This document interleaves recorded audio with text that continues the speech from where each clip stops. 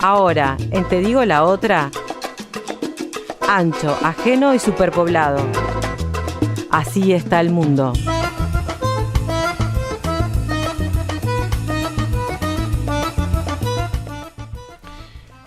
Y como les comentábamos en el inicio, estamos recibiendo telefónicamente al politólogo Camilo López Gurián, que es experto en política internacional y en particular un gran conocedor de la política brasileña. Y bien vale la pena darnos una vuelta por el gigante del norte, el país norteño, si utilizamos jerga de periodismo deportivo, para ver qué está pasando de cara a estas elecciones que van a ocurrir en su primera vuelta de la elección presidencial en poco más de 3 semanas, 2 semanas. Así que bueno, vamos a hablar con Camilo.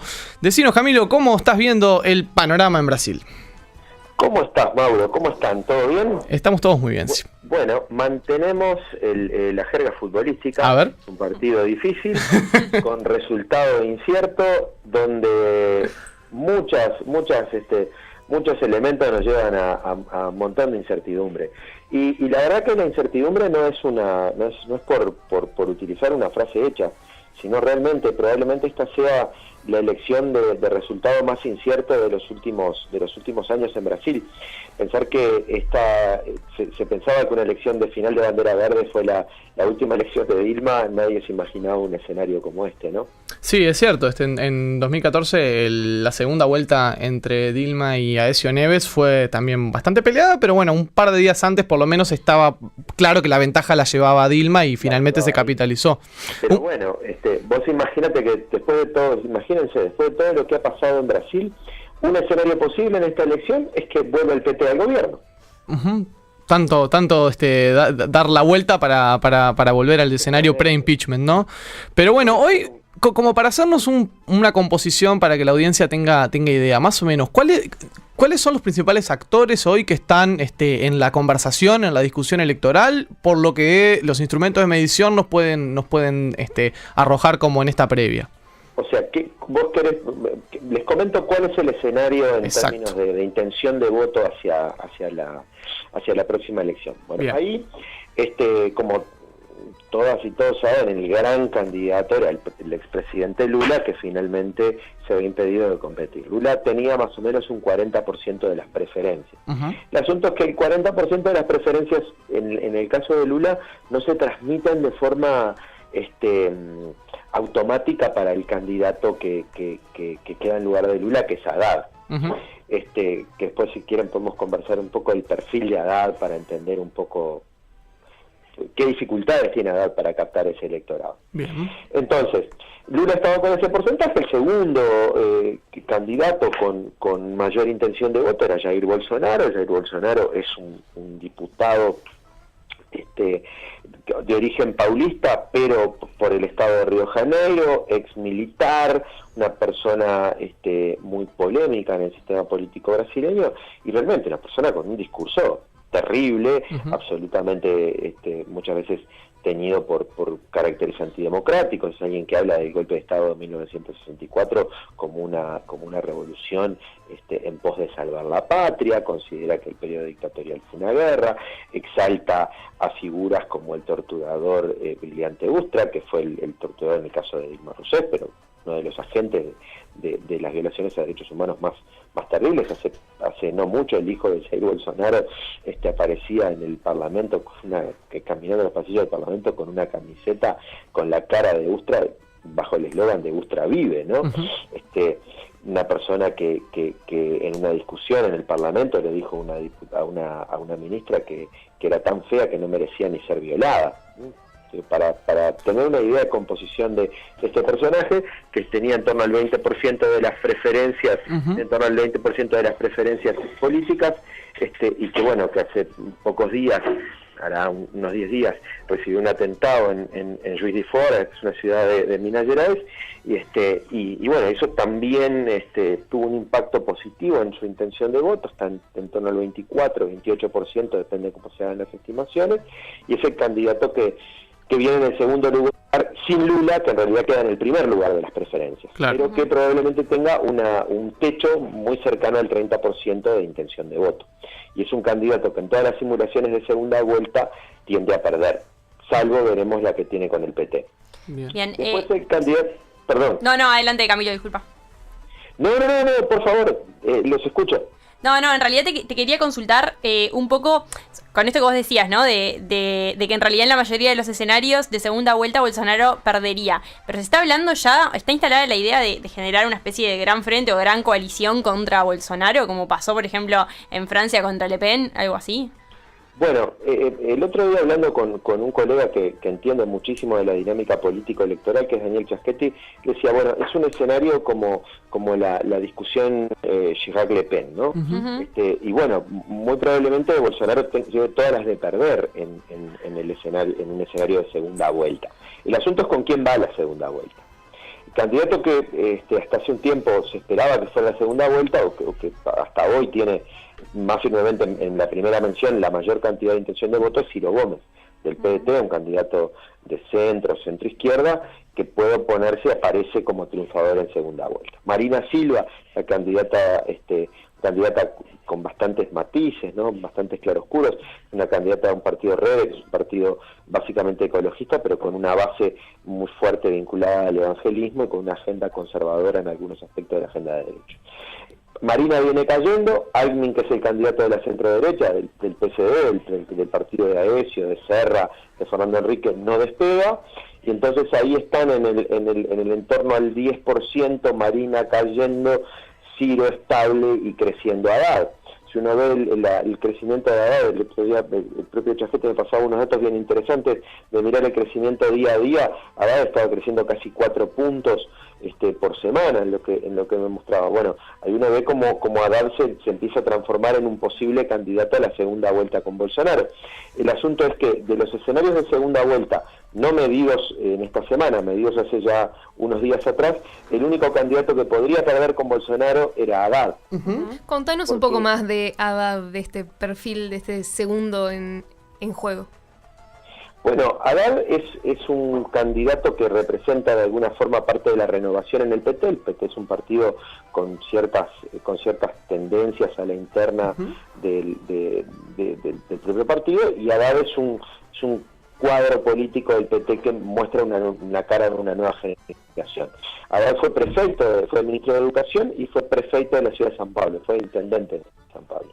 Y bueno, en un contexto donde el Brasil estaba muy complicado y el PT estaba muy golpeado, Haddad se presenta a la reelección y Haddad pierde. Es un candidato que no logra encantar incluso a las bases electorales más tradicionales del PT en San Pablo.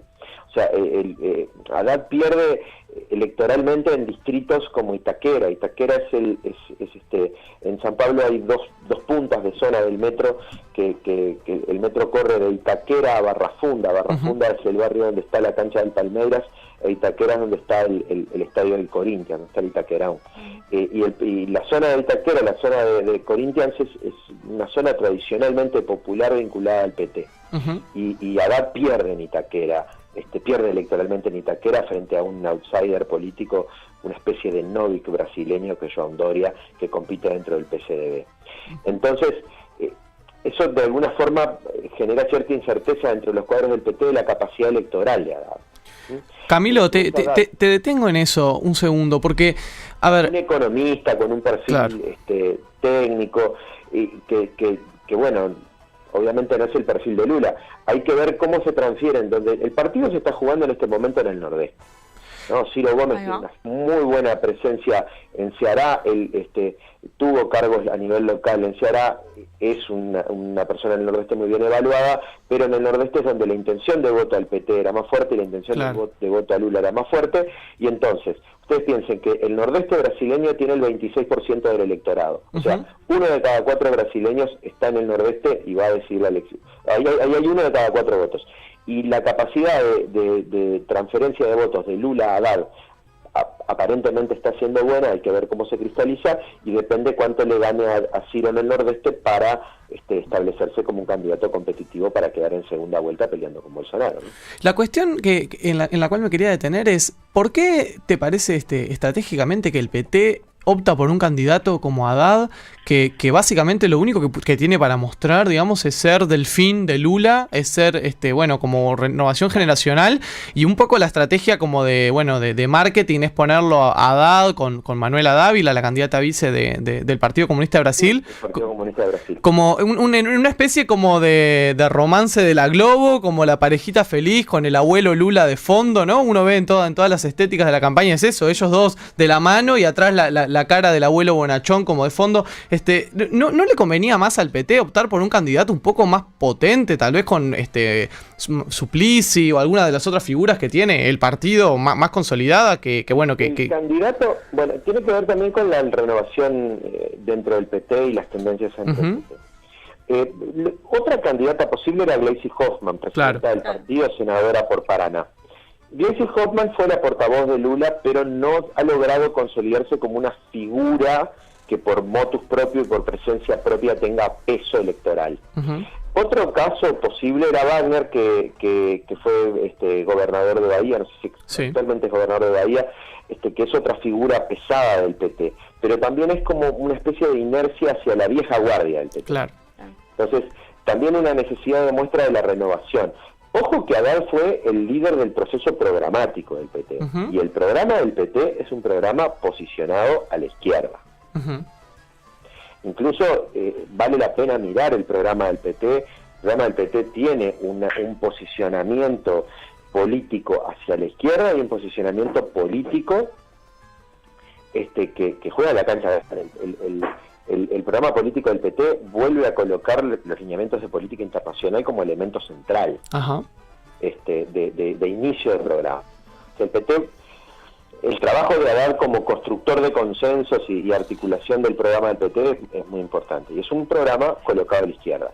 Es verdad que sí que hay una figura, que hay una campaña bajo el eslogan de hacer el Brasil feliz de nuevo, con la imagen de Lula. Lo que mi interpretación de la campaña del PT es que es una campaña que viene a traer por contraposición todos los logros de la gestión del PT y particularmente de la gestión Lula, como lo que está vendiendo el PT para ganar la elección, ¿no?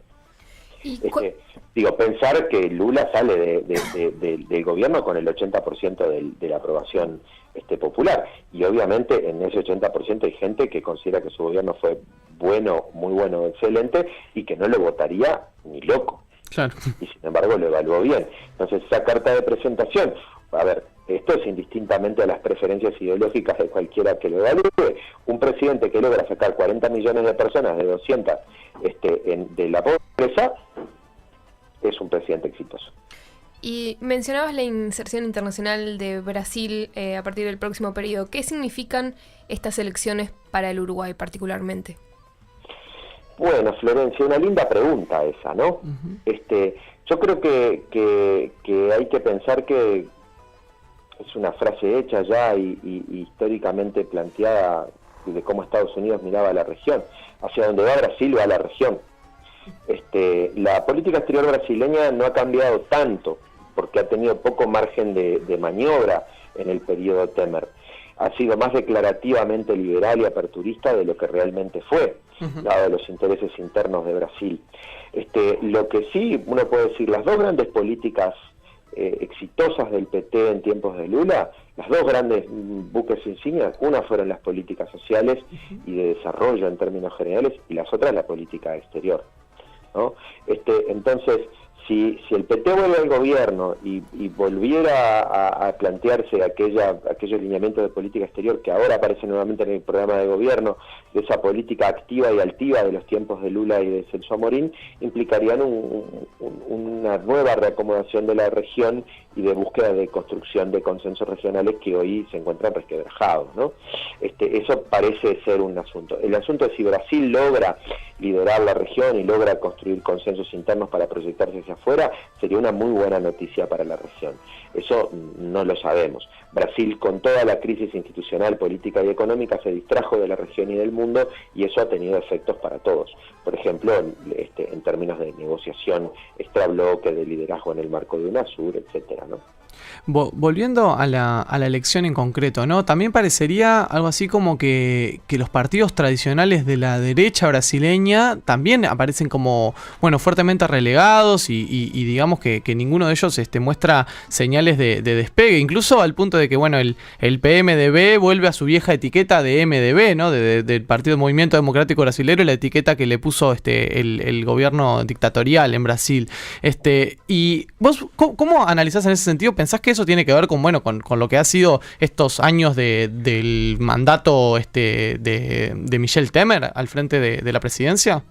Bueno, el PMDB sale muy golpeado en esta elección, obviamente, y además colocan un candidato que es un mal candidato. Meireles es el candidato de la continuidad. O sea, es difícil vender un candidato oficialista en esta elección. Y Temer unge a Meireles, al ministro de Economía, y candidato muy poco sexy, por decirlo de alguna forma, en términos de propuestas y de enganchar al electorado, con una intención de voto que no alcanza el 2%. Realmente es un candidato que va a estallar. Y que además ha sido, en esta época, en estos tiempos donde la política también se hace en redes sociales, ha sido profundamente golpeado.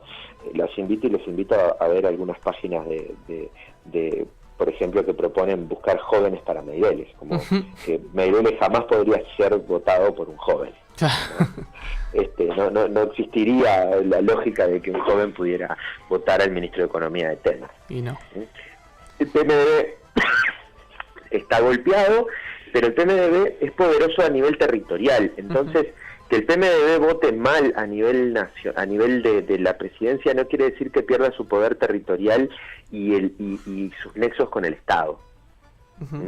Y que igualmente no se transforme en un pivot parte de un próximo gobierno. O sea, es probable que el PMDB tenga un espacio de poder para aportar en una coalición.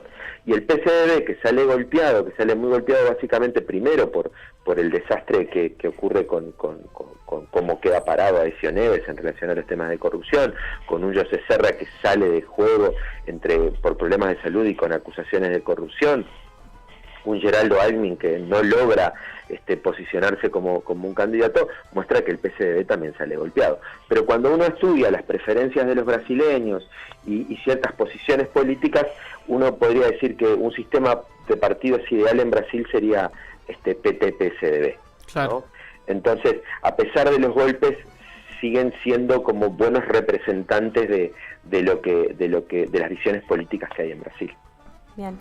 Camilo, te quería consultar en realidad un poco, Mauro hablaba sobre la compañera de fórmula de Fernando Haddad, ¿no? Manuela Dávila, que es del Partido Comunista de Brasil. Parece ser como que el PT cambia un poco la estrategia, ¿no? De cara a las elecciones. Bueno, recordemos que Temer era el candidato a vicepresidente con Dilma Rousseff. Había como, digamos, emprendido un camino más de tirarse al centro con el vicepresidente, ¿no? Yendo a buscar de repente a alguien de otro partido, obviamente a la derecha del PT, y supongo que con la estrategia de tratar de captar mayor espectro. Ahora vemos que en realidad se tira como más a la izquierda, yendo por una candidata que está a la izquierda de Haddad y de Lula probablemente. ¿Por qué lo hace? Bien, realmente no puedo hacerte una interpretación fina de eso. Lo que sí es interesante es que en el momento que el PT tiene que optar entre volver a jugar hacia el centro y por lo menos intentar una alianza con el PDT, la hace con el PCdoB, la hace con el Partido Comunista. Claro. Probablemente haber hecho una alianza con Ciro Gómez era colocar el vicepresidente del PT y no un candidato a presidente del PT. ¿No? Por tema de peso, de proyección, de posibilidad, Ciro Gómez no hubiera aceptado probablemente ser vicepresidente en una fórmula del PT, cosa que sí podía hacer con el Partido Comunista. Tal vez sí con Lula, Camilo. Digo, tal vez sí detrás de Lula, pero no detrás de un delfín. Sí, pero no sabían, pero era bastante obvio que Lula no iba a poder llegar a la candidatura. Claro. ¿No? Entonces, en ese sentido, el cálculo estratégico puede estar por allí. Lo que es extraño, por ejemplo, extraño no va, lo que no terminó de cuajar fue una unidad de la izquierda a la izquierda del PT junto al PT, por ejemplo, con que el PSOL mantuviera su candidatura, con la candidatura de Boulos, que parece tener muy poco efecto, porque además hay una lógica de la izquierda brasileña, de las personas de izquierda en Brasil, de estar debatiéndose entre el voto útil y el voto ideológico, en el sentido de gente que votaría tradicionalmente al PT, pero que en un primer momento veía la figura de Ciro Gómez como una posible figura que fuera competitiva, y entonces se volcaron a Ciro Gómez. Hay como una especie de barajar y dar de nuevo, de reordenar de reordenar la cancha, y bueno, veremos qué es lo que pasa. A mí, si me preguntaban en marzo, con la candidatura de Lula venida a menos y sabiendo que iba a ser muy complicada esta remontada, Bolsonaro venía bien, y yo me imaginaba en realidad una elección donde la centro-derecha brasileña hubiera logrado reconstruirse y tener un candidato fuerte que podía ser Alckmin. Pensaba que alguien podía estar en la discusión política enfrentando a Bolsonaro. Sin embargo, eso no ocurrió, porque la centro-derecha brasileña no logró construir un candidato y hacer una propuesta competitiva. Veamos si el tiempo de reconfigurar la candidatura a favor de Haddad y transfiriendo esos votos le alcanza al PT. También el PT llevó in extremis la opción de llevar la bandera de Lula hasta el último momento. Hay que ver si esa estrategia da resultado. Aparentemente hay un buen nivel y un buen ritmo de flujo de transferencia de votos que iban para el PT, que iban para Lula, ahora para Haddad. Veamos si eso se mantiene, veamos cómo se define en el Nordeste para ver quiénes son los que pelean la segunda vuelta.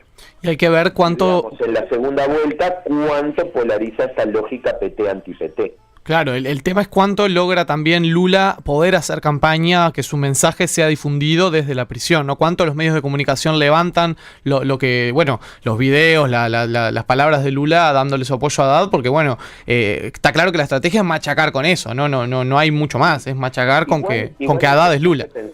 Hay que pensar que no solamente la campaña se juega en los medios de comunicación, y tampoco se juega solamente en las redes sociales, también tiene que ver mucho con los liderazgos en el terreno. Brasil es un país muy grande, muy diverso, con muchas contradicciones, con muchas desigualdades, con muchos espacios de lucha política cotidiana, con una geografía cultural y social muy diversa y muy distinta a la nuestra, ¿no? O sea, es un partido que no solamente se juega con los medios de comunicación, que no solamente se juega en las redes sociales, sino que se juega en la militancia. Claro. Entonces, hay que ver cómo, por eso yo creo que si me preguntan, yo creo que el partido se está jugando en el Nordeste. Bien. Y la capacidad de transferencia de votos en el Nordeste es el asunto clave. Muy bien. Te agradecemos mucho, Camilo, este tiempo que compartiste acá con nosotros en la radio de la universidad, y bueno, volveremos a hablar tal vez después de la primera vuelta. El agradecido soy yo, primero por la invitación, por tener un espacio para conversar con todas y todos en el marco de la radio de la universidad, que es el medio en el cual como docentes de esta casa de estudios tenemos que siempre estar apoyando. Vamos arriba, un abrazo, Camilo. Un abrazo grande, vamos arriba, chao, chao. Te digo la otra en las redes. Búscanos en Facebook y Twitter.